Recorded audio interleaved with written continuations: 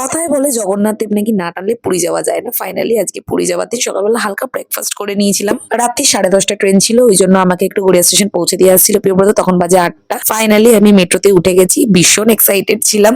এখান থেকে হাওড়ার মেট্রোয় উঠে গিয়ে হাওড়া চলে গেছিলাম। আমরা অনেক তাড়াতাড়ি হাওড়া পৌঁছে গেছিলাম, সবে মাত্র 9টা বাজে। এদিকে পুকুরাও চলে এসেছে, বসে বসে বোর হচ্ছিলাম। তারপরে পুকু এসেছিল যখন, একদম বোরিং কেটে গেছিল। আমরা বসে চিপস খাচ্ছিলাম আর আমাদের ট্রেন ঢুকে গেছে অলরেডি। নাচতে নাচতে রীতিমতো আমি ট্রেনে উঠছি, গিয়ে দৌড়াতে দৌড়াতে আগে সিট খুঁজছিলাম। আমি তো কিছুই জানি না, বাবার পেছন পেছন অন্ধের মতো দৌড়াতে দৌড়াতে যাচ্ছিলাম। ফাইনালি কোচে উঠে গেছি, এবারে সিট খোঁজার পালা।